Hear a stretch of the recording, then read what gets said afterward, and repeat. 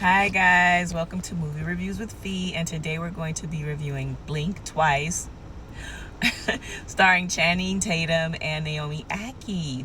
Now, Blink Twice is a thriller co-written and directed by the Zoe Kravitz, and it tells the story of tech billionaire Slater King. He has this annual big soiree for his company, and he invites Frida, who's played by Naomi, and her friend. I think her friend is named she's Louise Jess. And they're both waitresses, and they, serve at this party. Well, at the end of the party, they are able to dress up enjoying the festivities. However, they're not allowed in Slater King's area. However, again, Frida, she is just mesmerized by him, and she just walks into his area. She trips, she falls, trips another waiter. It's a big thing. She cuts her hand, and then Slater King comes and he saves the day. So she's just like all enamored, and she's just like, oh my gosh. And I naively thought this was going to be a Cinderella story. Like, billionaire falls in love with waitress. Well, he does invite them to his private island for like this week of just parties, and they're like smoking marijuana and drinking a lot. And then like it gets a little weird. Like, they have private rooms, but they're already like bathing suits and dresses and all of this for them. So it's not just Frida and Jess. There are another group of women, all who get on this private plane with a group of guys, and they fly to this private island. Well, all of the clothes for the women are white. Like, it's starch white bathing suits, these white, like, very like stringy, like very like, I don't know, kind of ritualistic clothing.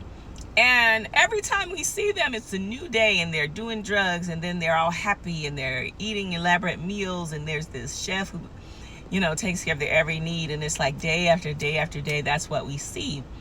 Until Frida gets this red sauce all over her white gown.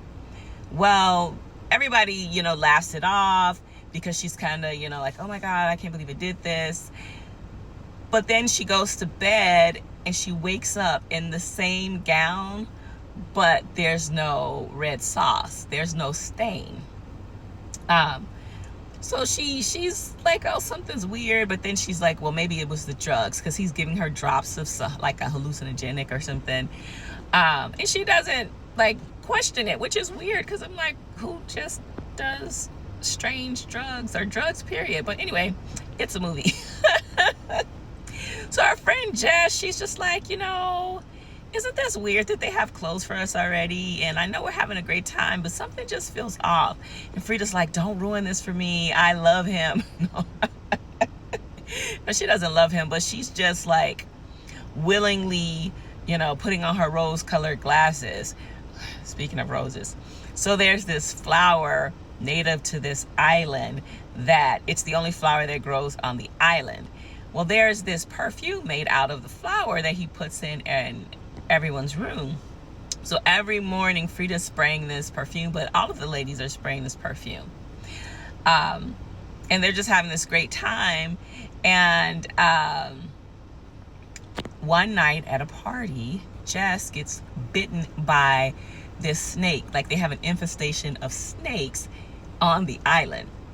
Well, unbeknownst to anyone, this snake, although non-poisonous, the venom is the antidote to the perfume in the flower. And you're saying, antidote for what? Well, this perfume makes you forget all of your trauma.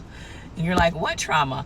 The trauma every woman goes through every night, because at night they are being assaulted with the big S in front of it every night by these men, and they're fighting for their lives. They're running, they're screaming, and we only learn this because Jess, because she has the snake venom, which is the antidote, she starts to remember things.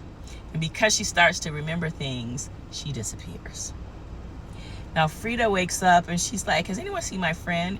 And nobody remembers her friend because they have taken, they sprayed this perfume and they don't remember anything either. So the rest of the movie, and I won't ruin it for you, it's this discovering, like Frida discovering, am I really crazy? Is this really happening? Or what is really happening? And I just find it very curious. Like Zoe Kravitz, I read in an interview in People that they asked her, why did she write this movie? And she said it was out of the rage and fury of the Me Too movement. But honey, I was talking to my friend who recommended this movie, and she's like, no, it's also pertinent to the current political climate and how, a big group of women voted for someone who has also been accused or convicted of the assault with the big S in front of it. I'm trying not to get my video flagged. So yeah. And there's this, oh my gosh, I don't want to ruin it, but it's so good. And I find it so pertinent that the antidote is a snake, when in the story of Eve, the snake was, the one who told Eve that if she ate of this fruit, she'd be enlightened, right? So it's the snake that's bringing this enlightenment. Have you seen this movie? It was so good. I am very impressed, Miss Zoe Kravitz, because I didn't know you had it in you, and that's on my bad for being ill-informed. But this was a great thriller. I highly recommend it, and once you do see it, please come back and let me know what you think.